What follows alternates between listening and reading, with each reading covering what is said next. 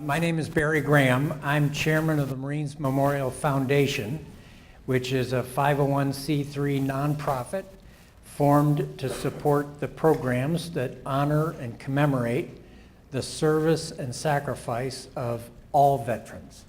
We're glad to have you here tonight. We really appreciate it, and we have our new CEO and president, Jan Hewley, is here with us tonight. General Jan. And Jan just asked me to make a special announcement. From tonight through the end of the year, we've eliminated the maximum you can donate to the foundation. There's no longer a maximum.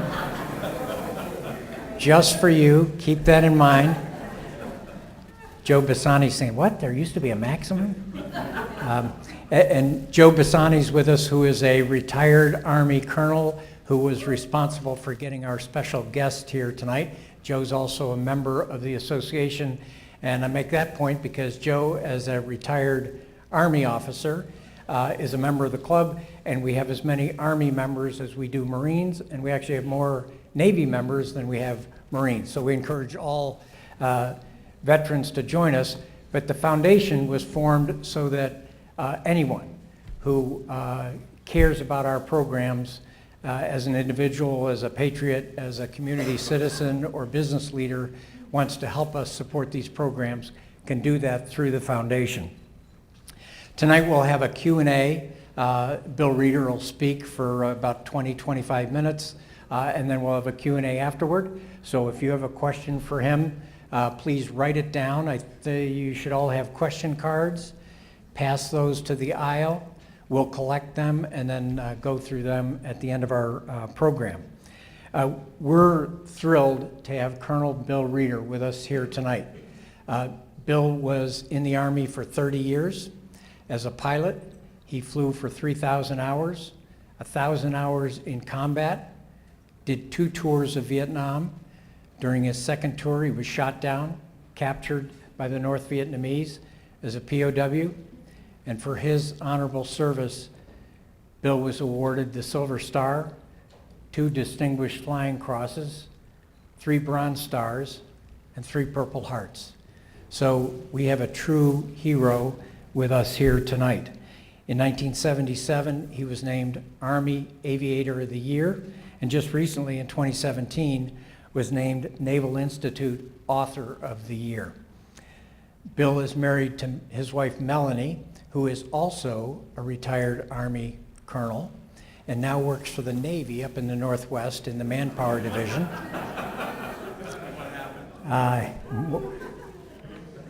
Bill has 4 kids and, more important, 1 grandkid.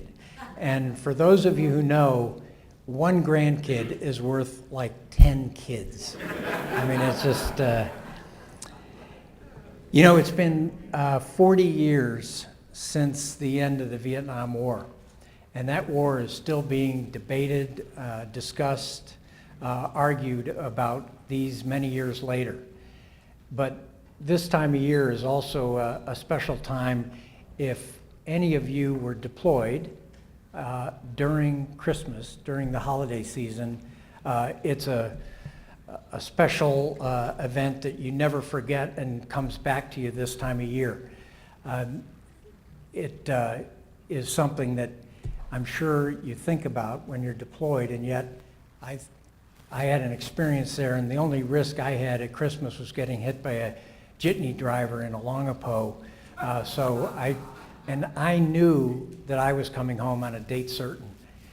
And I remember someone telling me about a POW, John McCain, who at Christmas, and you may know this story, each year they would go to McCain and offer to send him home. And he could go home.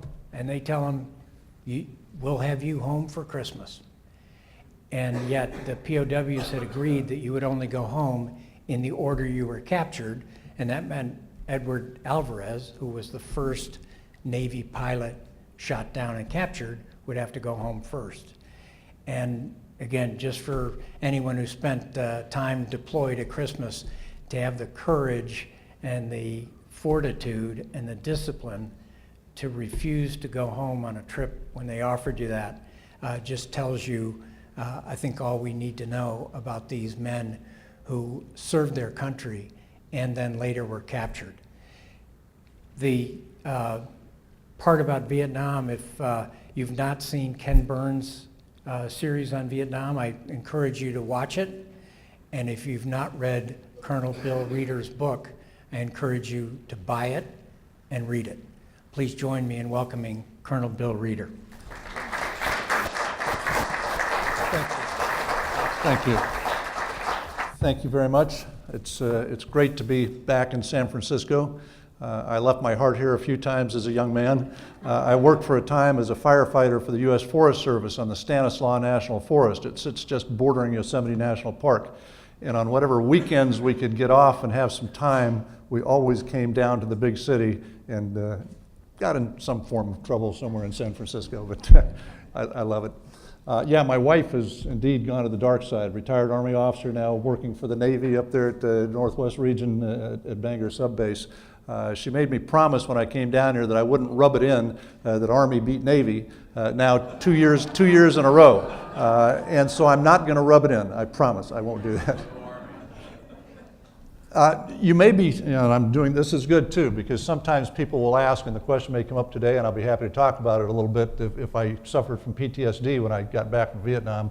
I did have some challenges which I was able to work through, and I think I lead a fairly normal life today.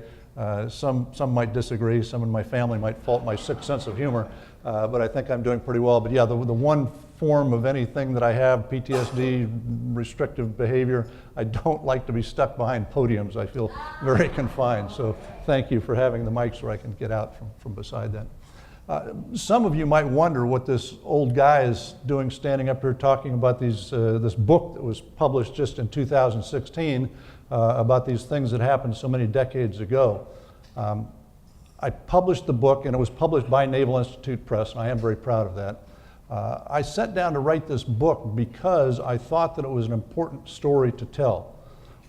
What has been written by and about the prisoners of war in Vietnam has been written largely by and about those guys who were shot down and captured inside of North Vietnam. Not very much has been told about those who went through a very different experience, being captured in the jungles of the South in South Vietnam or Laos. I had that story in my mind. That was my experience since I first came back from Vietnam, and I felt very much that that was a story that I needed to tell. I got a little busy though. I was, in spite of physical disabilities, was allowed to stay in the service, and indeed, and it's amazing what you can do with a waiver from the Surgeon General. I was allowed to return to flight duties and fly. But those of you, and I think many in this room, have had military service. That's not the time you have time to sit and pen a book. I just didn't have the time. So eventually I got to it and put pen to paper and wrote this story. And it is, as I said, a different story. In fact, I just highlight, we talked about John McCain, we talked about Ev Alvarez, and Ev is considered by most to be the longest held POW in the Vietnam War. What's not known, and that's because of that northern experience, what's not known is there was an Army Special Forces officer who was captured in South Vietnam several months before Ev, and indeed turned out at the end of the war to be the longest held POW in Vietnam. So at any rate, that was my motivation. A difficult process, but one that I got into, and I really felt driven to get on with it. But after I got a few chapters into the story, and when I'd finished, I was still writing late at night, even though I was retired from the military. I was doing other things, working for other employers, and was still busy. So I'd write late at night, and when I'd come back to bed late in the evening, if my wife was awake, my dear wife Melanie, I would say, if she moved at all, I'd say, Melanie, take a look at what I've written and give me some feedback, which she did wonderfully. But one night, about several chapters into the book, I came home, I came back to bed, and she moved, and I said, hey, but I didn't say, look at what I've written. I said, Melanie, I don't know what I'm doing with this thing. I don't know who is going to want to read this. It seems like it's nothing but a series of unfortunate events. It's a bunch of bad stuff that happened to a guy, and I just can't imagine anybody wants to read this. She didn't hesitate. She said, Bill, you need to finish this book. She said, I know the whole story. I know how it ends. I know that it's a story of hope and courage. It's a story that is motivational. I think it's going to be motivational for people who face difficulties in life and possibly inspirational, and go get your book done.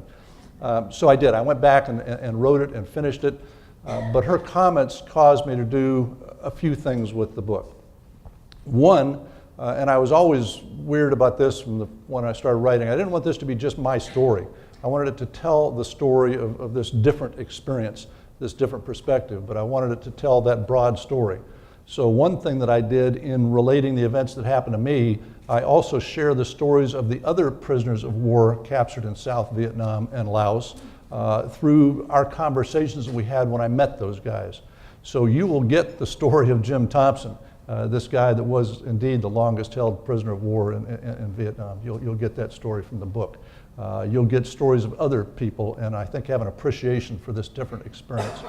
Another thing that I wanted to do, that I grabbed a hold of her comment, she said, this may be motivational, may help people who are facing challenges. To do that, I felt I needed to be very honest about the things that happened to me or the challenges that I faced when I came back from Vietnam, how those affected my life, how I dealt with them, and how I overcame them. So you'll see all of that stuff is right up on the table when I returned from Vietnam, and how I worked my way through that. And then the last thing, just looking at her, lovely lady that she is, you'll find at the end of the book, it's a love story. It talks about Melanie and I meeting and getting married and the joy that she has brought to my life, and how that has really helped me deal with some of the things that I had to deal with. So that's all in there. What I will do with our time tonight is just highlight some of the things in the book, in the story, and then I look forward to questions and answers, and hopefully getting at some issues that you might want to bring out. When we do get to the questions and answers, the discussion, I will say that I'm not thin-skinned. I'm certainly not thin-skinned after reliving all this stuff and writing it down on paper. So please feel free to ask anything, to bring anything up for discussion. You're not going to hurt my feelings at all, and I will discuss it or tell you that I don't know, and we'll go from there. So please do. Well, these experiences happened to me on my second tour of duty in Vietnam. On my first combat tour, I went over there flying airplanes, and I flew this aircraft, the OB-1 Mohawk. It was a reconnaissance aircraft. It flew photographic imagery and radar and infrared, all kinds of fancy acquisition systems on that aircraft. There were 5 of these units in Vietnam. Some of you might know that Vietnam had 4 core tactical zones, or 4 areas within Vietnam. We, being the 5th company, had no area of operation inside of Vietnam. We did have a little field that we took off and landed at Hue Phu Bai, but all of our missions were out of country, into Laos, Cambodia, North Vietnam, every one of our missions. The unit lost a lot of aircraft. I managed to get shot down over the middle of Laos on this tour, very low level ejection, did get rescued by an Air Force Special Ops helicopter, came back to the United States between tours, and then went back on my second tour of duty flying this aircraft, the AH-1 Cobra attack helicopter. With the Mohawks, because of our hostile mission flying over the border, we were armed with machine guns and rockets, and I got into that gun stuff and really loved it. So I asked the Army if I could get helicopter qualified and go back flying Cobra gunships. They were kind enough to allow me to do that, and off I went. Now, a statement that you may find hard to believe while sitting here in this room knowing what happened in the Vietnam War. When I went back to Vietnam on my second tour of duty in late 1971, most of us thought that the war was over and that we had won. Things were quiet in South Vietnam. After the big uprising in 1968, Tet of 68, we squashed that uprising and it pretty well defeated the communist insurgency inside of South Vietnam. But something was going to happen shortly after I got there that let me know that I didn't miss the war, and it wasn't over, and there was still a lot of action to be had flying Cobras.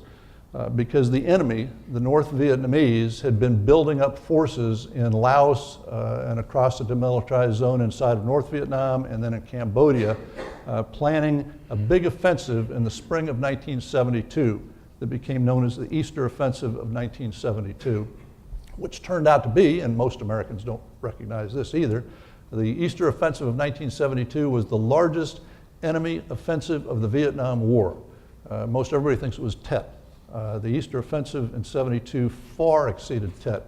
The North Vietnamese sent every division they had, save one. They left one division home for home guard, sent every other division south to engage in this offensive. On my second tour, I was assigned at Camp Holloway near Pleiku. Now on this map, you'll see the capital of North Vietnam, Hanoi, in red, the capital of South Vietnam, Saigon, in blue. We flew out of a little base called Camp Holloway, just on the outskirts of Pleiku.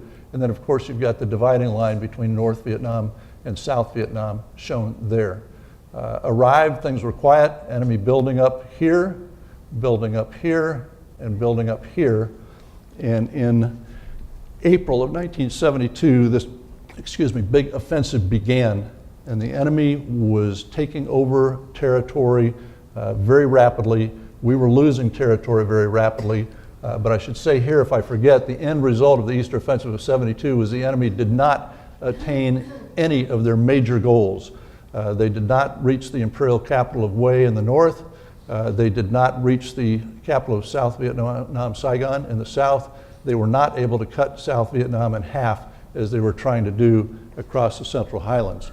The South Vietnamese, in some cases, didn't fight very well, but in many cases they fought quite well, and with American air support, they prevailed. Now, we didn't have many American ground forces left in Vietnam at this time, at the end of 1971, beginning of 1972. And in the Central Highlands of Vietnam, the whole central part of the country, there were no American ground forces left in country. What there were a few Army aviation units. There were some Army Special Forces guys still there running operations with an outfit called MACV-SOG. They did special missions out over the border.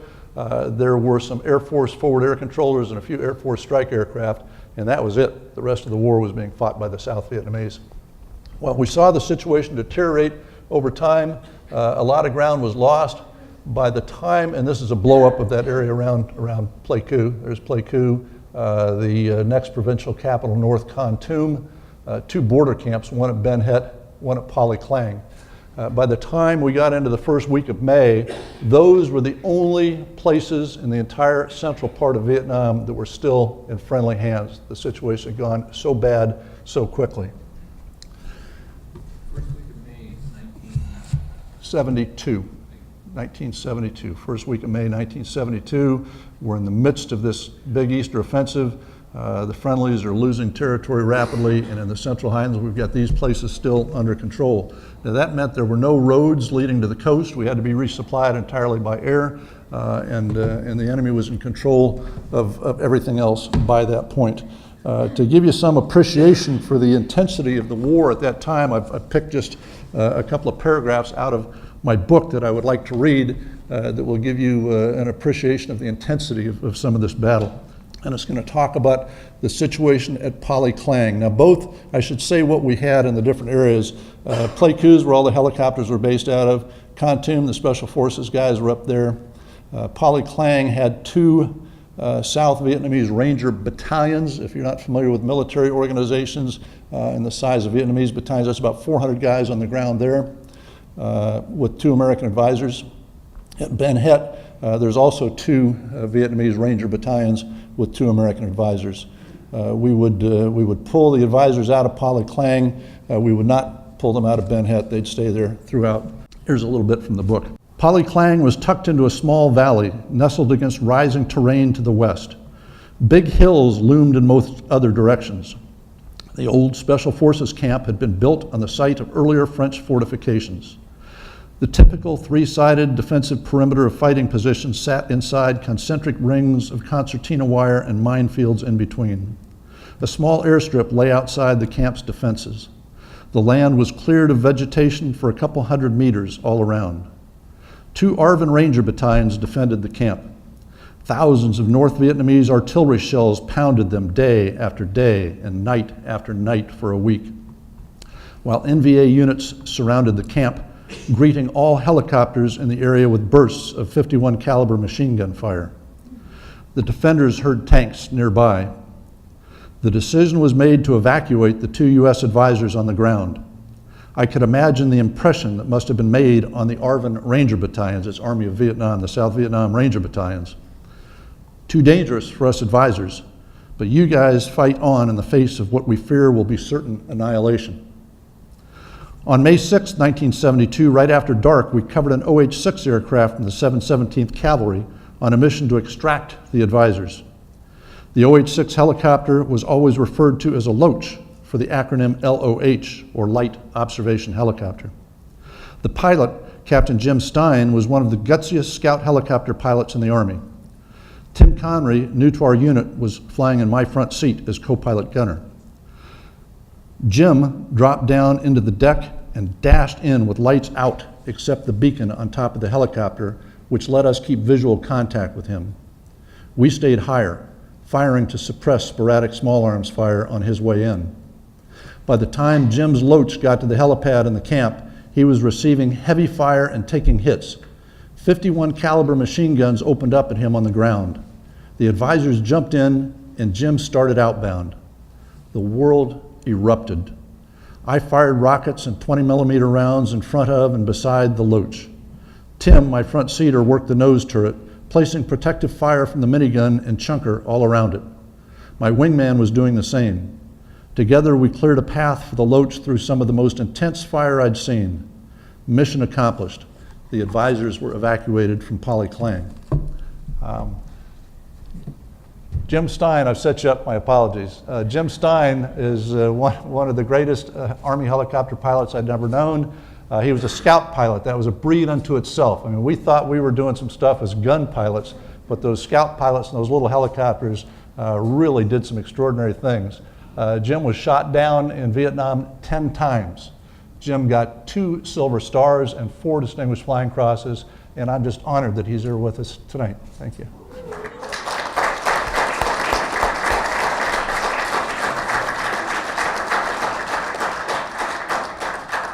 This was a surprise. I had no idea that Jim was a member of the Marines Memorial Club, and had no idea he would be here until a short time ago, a few days ago. So it is indeed an honor. So I wanted to highlight that part of the book. He is in there. All right. Well, let's bring this up then. Only 3 days after that incident at Ben Het, when we were able to work with Jim to get those advisors out at night in a mission in the darkness with machine guns shooting all over the place, trying to bring us out of the sky. 3 days later, the enemy was a little more successful. I got launched out and every mission in these days was some form of tactical emergency, some terrible battle that needed to be supported, somebody that needed help. We got launched out on the 9th of May to go on a mission first of tanks in the wire at Polly Clang. I took a flight of 2 Cobras, led that flight. We shot the tanks, shot up the area at Polly Clang, expended our ordnance, and were low on fuel, and then went back over to Kontum to rearm and refuel and go back out on a second mission for the day. As we headed towards Polly Clang, we got a call from headquarters diverting us to a different mission up at Ben Het, the old camp at Ben Het with 2 Ranger battalions. We were told they were also under attack by the enemy. When I got up to Ben Het with my flight, I saw a sight I'd never seen in the Vietnam War before. It was more like a battle out of World War II. The whole valley around Ben Het was filled with smoke, thick smoke from all the artillery that had been shooting, all the gunfire that had been taking place. There were tracers going into Ben Het, tracers coming out, artillery rounds impacting on Ben Het. Anti-aircraft artillery all over the place. And this was 51 cal, which was a big threat to helicopters, also larger 23 millimeter, 37 millimeter rounds going off. And tanks in the wire at Ben Het.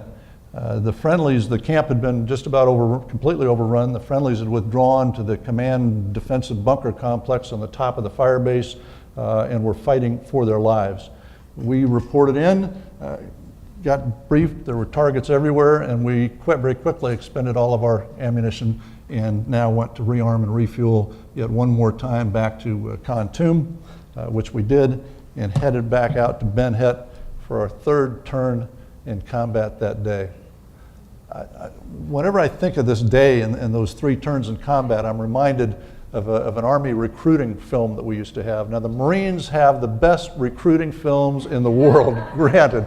My wife was an Army public affairs officer, and whenever we see a Marine ad on TV, she says, why can't the Army do that? We can't.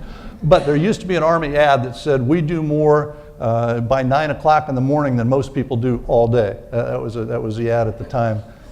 When I think about this day, I would think, yeah, we did more by late morning that day than most people do in a lifetime. But there we were, third turn in combat, going back out. When we approached Ben Het, we were told that the guys on the ground were out of anti-tank ammunition. We're almost out of small arms ammunition, and we're in desperate need of a resupply. And would we cover the resupply Huey going in? He was loaded to the gills with ammo to drop off that ammo. We agreed. We linked up with the pilot and briefed the mission on the radio and decided on a way in there. Now, the weather had been getting worse and worse, just below 1,000 feet of ceiling. That was not a good place to be for the anti-aircraft, so we decided to go in right on the deck fast, get that ammo kicked off, and get out of there. We did that, came in behind the Huey. He turned and started outbound, and as we turned and started outbound, we started taking hits from aircraft, or from anti-aircraft fire. Most of the time, and I know we've got some Vietnam helicopter pilots in here, so we'll see if they have the same feeling, but most of the time I took hits in a helicopter in Vietnam, it reminded me of the old Jiffy Pop popcorn. It just sounded like and felt like that, like popcorn hitting the lid of a pan or a Jiffy Pop. But in this case, on this day, with the large caliber anti-aircraft, what it felt like was there was a guy standing on the side of the aircraft with a jackhammer, just riveting that helicopter from back to front. And it took out my tail rotor, it took out the engine, it had rounds to the fuel cell, so we came down spinning and burning, hit nose low on the left side, bounced up, spun another turn and a half, and impacted. I got out of the aircraft, I survived the crash, looked for my front seat, Tim Connery. His canopy opened one direction, mine opened another, so we never got together on the ground. I wandered around for a time looking for him, eventually had to make a decision on what to do.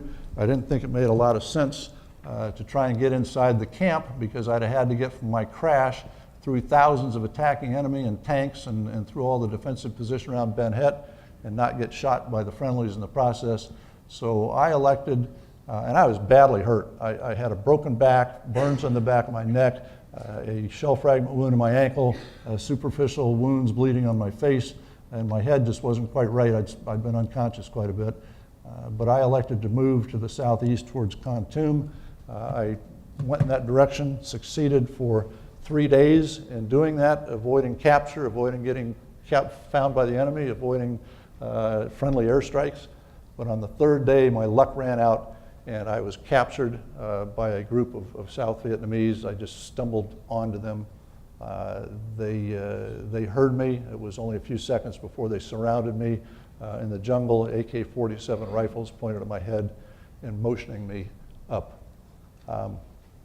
In the book, I try to describe that moment. I do a halfway okay job, I guess, but it's an impossible feeling, an impossible emotion to describe, having lost my freedom in that instance. Even though everything to that point had been dire, I mean, I described my injuries that I had. In addition to that, over the 3 days, I didn't have any control of my bowels or bladder. I had, my face was caked with blood and mud. I had leeches all over my body. I was in a bad, bad way, but I'd had the freedom to make decisions, the freedom to decide where I wanted to go, what direction I wanted to move in, and those were my choices. Now, from that moment through the rest of my captivity, all of those decisions were made by the enemy. The only freedom I had was freedom of thought in my head, and I cherished that. Well, not to get to all the detail, because I do want you to read the book if you're interested. The guys that captured me got an English-speaking interrogator. I was interrogated fairly brutally over a period of 3 days. My arms were tied behind my back ever tighter. The North Vietnamese loved to do things with ropes. They would tie my arms behind my back by the elbows, pulling the elbows closer and closer until after a couple days of this, my elbows touched and my shoulders dislocated. And that was brutal. After some days of interrogation, I was moved to a camp in the jungles. I moved 1 day south and 2 days west and ended up, what I have shown here as a jungle camp. It was in northern Cambodia, fairly safe from any American activity, and was held there for several weeks, lived in a bamboo cage with my feet in wooden stocks, and survived on a diet of rice, a ball of rice in the morning and a ball of rice in the evening, and just got sicker and sicker, and my ankle wound was getting very swollen and infected, and people were dying in that camp every day. The camp held about 300 prisoners, all South Vietnamese that had been captured in this offensive, except myself and one other American. And I can't remember a day when I didn't see him carry a body out to be buried, and indeed the young South Vietnamese soldier that was next to me in a cage that I was put in died several days after I got there. I don't know how long I would have survived. I only had to endure that camp for several weeks. On the 2nd of July, 1972, I was taken out of my cage and placed with a group of 25 South Vietnamese officers who were prisoners of war. Myself and the one other American in the camp, Wayne Finch, the only other American in the camp. We were told that we were going to be moved to a new camp, that it could be as far as 11 days away. It was going to be a tough trip, but when we got there, we'd get better food, we'd get medical care, and we'd get letters from home, probably, and that we should try very hard to make it. Well, and that last little bit didn't really register with me until we got going on the first day. And of course, this was all being talked by the communist camp commander in Vietnamese, and one of the young Vietnamese officers would translate for Wayne and I. We set out, tied loosely together, barefoot, through the jungle, trying to get to this new camp that would be as far as 11 days away. I had no idea how I would make it. I was in such bad shape. My ankle by that time, my whole leg by that time was badly swollen. I could barely move. As I took my first steps in the jungle, I didn't know how I would ever make it through that first day, let alone 11 days. But I did. Picked one foot up after the other, step after step after step, and somehow got through the first day. Got up the next morning and stood, and just the feeling of that fluid going back in my legs with the ankles, the legs so swollen and painful. It was excruciating pain, but I made it through the second day, and the third day, and the day after that, and the day after that. That trip, though, turned out to be not an 11-day trip to a new camp somewhere in northern Cambodia or even southern Laos or back into Vietnam. That trip turned out to be an over 3-month trek all the way up the Ho Chi Minh Trail. And we walked every foot of the way, all the way up back into North Vietnam. Once inside North Vietnam, we did take trucks for a very few days, but most of the time we're walking there too. Before we got finally to the city of Hanoi, 6 of the South Vietnamese prisoners had died or were executed. Wayne Finch, the only other American, died at that death camp right there before we got north. I, by the grace of God, made it. I nearly died a bunch of times. Somebody was talking to me before this event started tonight about some of the South Vietnamese that helped me, and I bring that out in the book. I would not be alive if it weren't for a lot of things. But the help I got from Wayne Finch, the help I got from those South Vietnamese, particularly a couple guys that I highlight in the book. Once in Hanoi, I was placed in a prison called Plantation Gardens. I stayed there until we got into the middle of the Christmas bombing of 1972. You may recall that Nixon, when the peace talks were slowing down, Nixon unleashed waves of B-52 strikes over the city of Hanoi in the Christmas of 1972. So yeah, that was my Christmas back then. And in the middle of those B-52 strikes right on the city, we were put into trucks, moved around. We were going to be taken to a new camp. We thought they were going to take us out in the countryside because of the bombing, but after driving circuitously around to confuse us, we ended up only several blocks from where we started at a new camp called Hoa Lo by the Vietnamese. That Hoa Lo prison is more famously known to Americans as the Hanoi Hilton, and that's where I ended my time in captivity in the north. And once there, I knew all I had to do was gut out the time in captivity. The worst was behind me until release on the 27th of March, 1972. And that is a highlight of my experience and just a touch of what is contained in the book. Thank you very much. Have you seen the Ken Burns documentary, and what do you think of it? Okay, I have not seen the Ken Burns documentary, and that's not because I don't want to see the Ken Burns documentary. I am still, even now, working. I'm trying to get retired, and that's not going real well, but I'm still working, and I was overseas when that came out and was on PBS. I do want to see it. I'm thinking maybe I'll get it for a birthday gift coming up here in a couple weeks. I've heard, in fact, most of the veterans that I've talked to that are of my ilk, my age and experience, don't care for the movie. I was surprised to hear that because I have been impressed with other work that Ken Burns has done. So I look forward to seeing it. I will watch it. I am a historian, so even if I don't like it, I'll watch it and then form an opinion. Could you talk a little bit about the difference of being captured in where you were captured versus the pilots shot down over North Vietnam, how they were handled and the publicity? Frankly, it was news to me. I didn't know about the Army POW captured in the South. And you were captured by the VC or? Go ahead. Thank you. Yeah, I'll get to most because there's some very good points in all of that. And the difference, and I told you about why I wanted to write this and the different experience, but in that I don't want to take away anything from the guys that were shot down and captured in the North. They endured hell. They were treated very, very badly. They were tortured in the North, but the big difference is they didn't have to go anywhere. They were there. The worst part of my experience, as you will see in the book, was that journey, that over 3-month trip going up the Ho Chi Minh Trail. It was just awful.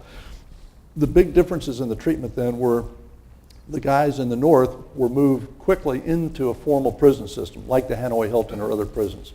They were placed in cells, oftentimes in solitary confinement, oftentimes they were tortured, but they were in cells, not outdoors. In the South, my experience would be very typical and not as bad as many. We lived in the jungle. We lived in cages. We didn't have much in the way of food to eat. In fact, just rice in the jungle. So the diet was different. The total lack of medical care was different. The conditions of being in a cage with my feet in wooden stocks and a broken back was different. And again, that was a shared experience by generally everyone that was captured inside of South Vietnam or Laos, which was our group. And then the other thing, and I would point out, and I do bring out Jim Thompson's story in some detail. This guy suffered 9 years as a prisoner of war, 5 years of that without ever seeing another American. He was kept in cages and stocks, and for a while he was kept in a small cage that was only 2 feet by 2 feet by a little over 5 feet long, just crammed in there and fed gruel. He was hung from rafters at times. He was treated just terribly. He passed away now, oh gosh, it's been 12 years ago. But his story is not widely known. There is a book on the bookshelf in here called Glory Denied by a guy named Tom Philpott that tells the whole story of Jim Thompson and what happened to him. One reason he's not widely known and didn't get more press during the war, even though he was longer than Alvarez, was his wife. His wife became distraught when he was at first missing in action. She ended up taking up with another man. She told the kids that their dad was dead and would not allow any publicity, any press, wouldn't allow any POW bracelets to be made with Jim's name. So he was an invisible prisoner of war until the war was over.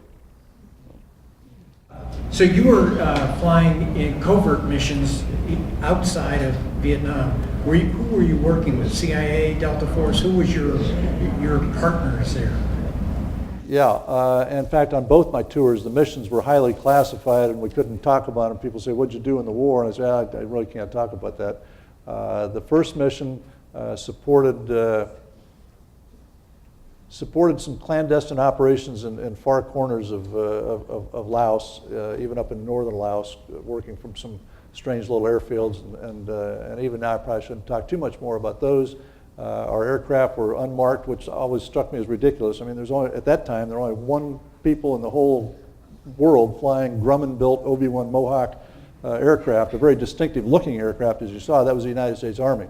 But for those aircraft that we deployed over to Thailand and flew up in northern Laos, up in the barrel roll, we had to take the markings off the aircraft and the guys flew sterile. The second tour, our missions were supporting an organization called MACV-SOG, which, everybody, I never even knew what their name was until I got back and did some reading. The name, and it was supposedly a cover, was MACV Studies and Observations Group. And then no one could guess what they did with a name like that. But anybody that was in Vietnam, whenever you said MACV SOG, it was, oh, it's MACV Special Operations Group. That's what everybody thought it was. They ran special missions over the border into Laos and northern Cambodia. The missions would normally be 2 to 3 Americans teamed with 6 to 8 or more indigenous tribal mountain yard people who were trained. They were already great warriors just by their tribal culture, but we'd train them as fighters with the U.S. and we'd send these special teams out there onto the Ho Chi Minh Trail and into Laos to monitor traffic that was going on the trail, do prisoner raids, hit some supply depots and the like. They were very dicey missions, just about every one where we brought guys in. In fact, the book opens in chapter 1 with one of these missions trying to pick up the survivors of a team that had launched out of Nong Kham Phanom, Thailand, into Laos, and with one survivor that we got off the team. So that was what we did until the Easter Offensive started. Once we were into the Easter Offensive, there was no reason to be going out and looking at where the enemy was. We knew where he was. He was right on top of us. And from that point on, our missions were supporting just whoever in the Highlands was under attack and needed Cobra gunship support, and those special operations missions ceased across the border. So, Bill, it's clear you had a different experience and were on your own much of the time.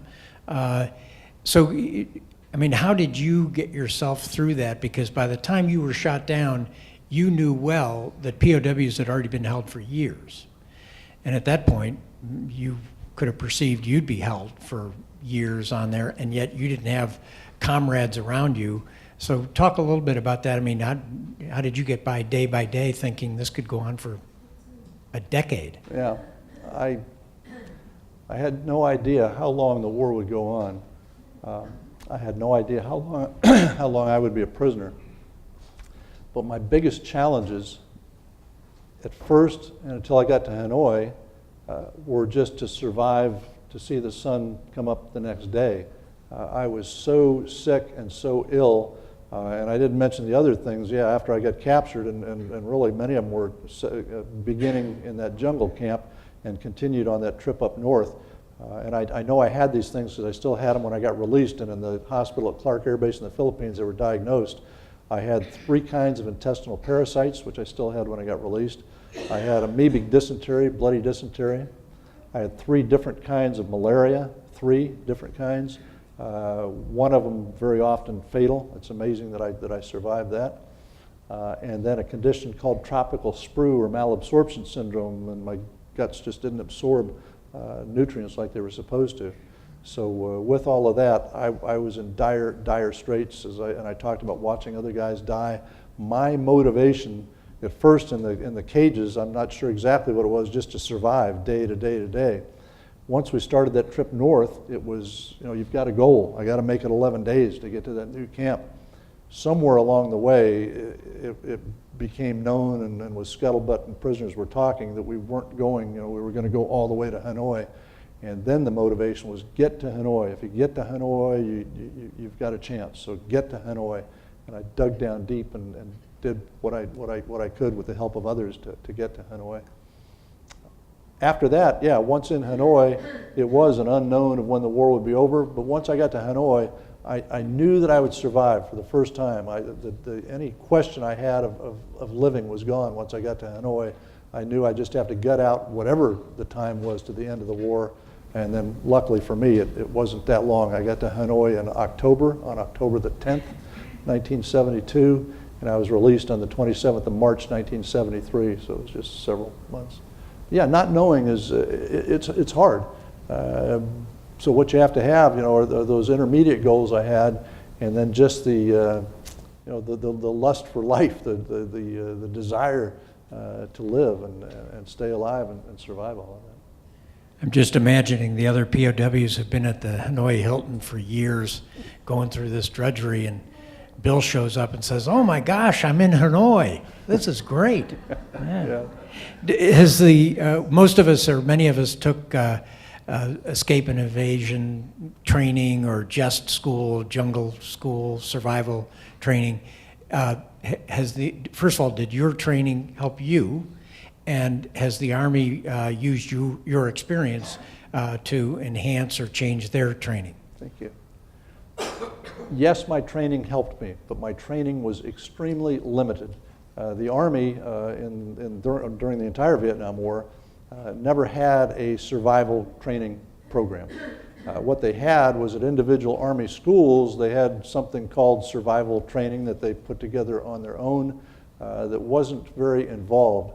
And I experienced it twice, once at Fort Sill, Oklahoma when I was going to officer candidate school, and then again at Fort Rucker, Alabama in flight school. And they give you a little bit of classroom on it. It was mostly survival, not resistance and escape. And then you went out for a survival exercise where they'd turn you out in the woods somewhere, and you had a point B that you were supposed to get to, and they had a lot of aggressors in between that would try to capture you. And if they captured you, they just threw you in a camp and abused you. I mean, there was nothing realistic about it, no real training that took place. But I was good enough on both those experiences to make it from my point A release point to my point B without getting captured, so I never got the benefit of whatever that prison camp experience was. So that was minimal. I did on my first combat tour, and that was interesting. I showed you the Mohawk and told you about getting shot down. It was after I was shot down in the Mohawk, I was sent to Clark Air Base in the Philippines to go through the Air Force Jungle Survival School at Clark. But a trick that we learned as young Army aviators is there was also a school down at Subic Bay run by the Navy. And the school at Subic Bay was a 3-day school. But we were in the Philippines for 2 weeks. So if we got down to the Navy school, we could get all that done in 3 days and then just wait for our flight back to Vietnam and have some downtime in the Philippines. So I went to the Navy school, which was a good school, but it was exclusively a survival school. You'd go out in the jungle with native peoples and they'd teach you how to survive. There was nothing on escape and evasion or how to resist in a prison camp. So I had none of that. Now to get to, I'm going on a bit, I know, but to get to the end of that, when we were released and came home, and I don't know how the selection was made, and there were only 77 Army prisoners returned at the end of the war, but out of those 77, I was one of 10 guys selected to go as a group and brief the Army Chief of Staff, General Creighton Abrams, on our experiences in Vietnam and any lessons learned. And in my little subgroup, the presentation we put together for the Chief and for the Army staff was that our greatest challenge as prisoners of war, as Army prisoners of war, was fear of the unknown. We had no idea what to expect. We had no training program in the Army like the Air Force and the Navy have. And we strongly recommended that the Army come up with a SERI, Survival, Evasion, Resistance, and Escape course. And out of that briefing, the Army put together plans and eventually started a program at Fort Bragg, Carolina, and brought on board or brought back a prisoner, one of the only prisoners who escaped during the war. Nick Rowe was an Army Special Forces guy captured in the South and was held in a village that came under attack, and in the middle of the attack and the disarray, he got himself loose and waved at a helicopter and got picked up, but Nick was brought back on active duty to start that Army school. So that's the impact I had. I continue to go to Fort Rucker at least once, sometimes 2 or 3 times a year to interact with the SERI program at Fort Rucker and help with that. Thank you. Tell us a little bit about what you're doing now. NATO is obviously in the news today and gotten much more visibility over the past couple of years. What are you doing with NATO, and what's your assessment of NATO's capabilities? I heard the Army general who's in charge of NATO questioned yesterday about what would happen if the Russian army came across and NATO had to respond. Yeah, of course, the United States has been a huge part of NATO. NATO is not Europe, it's the North Atlantic Treaty Organization that includes the United States and Canada. So they have relied upon us. There's individual NATO forces that are absolutely outstanding. The Brits, the French, and I don't want to leave anybody out with this on film, so let me just say generally some really outstanding NATO forces. There's others that are coming along. Some of the former Eastern European countries are still developing their militaries. Oh, Poland is very, very good today. It was going to be a challenge when we were over there in force. When I was in Europe in the 1970s with the Soviet Union, looking at their threat possibly coming across was going to be a real challenge for that full, robust force, including the United States. So I'm not surprised that some might conclude that it could be a challenge for NATO, and it would be a challenge anyway, and I hope to God that does not happen. The Russians, we don't seem so worried about the Russians coming across with a conventional attack anymore. What we do worry about is something called hybrid warfare. where the Russians are willing to do everything up to, but short of, open hostilities, which would trigger Article 5 of NATO. And Article 5, of course, is the portion of the NATO treaty that says all the nations, if one is attacked, all are attacked, and we would all then be involved in a war with Russia. They try to do everything up to falling short of that with propaganda, trying to influence local elections and undermine governments of the NATO nations. They would like to see, the Russians, would like to see nothing more than their ability to drive a wedge into the alliance and cause the countries to split. That would be the greatest victory that I think Russia could achieve. Now, my involvement, and that's all I just took on what you said on news reports, that's a little bit out of my sandbox. My work with NATO is working with NATO Special Operations forces in leadership development. That grew out of some work that I did after retirement. When I got my doctoral degree, I was for a time on the staff, on the faculty of the U.S. Army School of Advanced Military Studies at Fort Leavenworth, where we got into leadership big time. When I left that and came out to the West Coast, I did the same or similar things for Stryker Brigade combat teams at Fort Lewis, and then had an opportunity about 6 years ago to be part of a leadership program for NATO Special Operations, which, based on my limited Special Operations support experience in Vietnam, I jumped at. And the work that we do principally and very simply is to take NATO Special Operations operators, guys who are NATO Special Operations guys, who are masters at the tactical situation. They can do raids, they can do snatches, they do all the things that you read about Special Forces guys doing, Special Operations guys doing. And the leadership program that I'm involved in tries to take them from, and we get them mid-grade officers, senior non-commissioned officers, to take them from that tactical mastery and bring them up to a level of operational and strategic excellence where they can perform in higher levels of special operations commands and on higher levels of staff, quite simply, is what I do. Colonel Reeder, it's been a pleasure to have you, and I'm so glad that you're sharing your experience today with currently serving officers to enhance their training. And on behalf of the Marines Memorial Foundation, I want to thank you very much for coming. Colonel Reeder will stay here. His books are for sale in the corner. We encourage you to buy his book, and Colonel Reeder will be glad to give you an autograph. With that, I'll also remind you that we hold Meet the Author events and speaker events like this at the Marines Memorial Club on a regular basis. I encourage you to check our website out at marineclub.org. And with that, I'll wish everybody a happy holiday. Thank you very much for coming.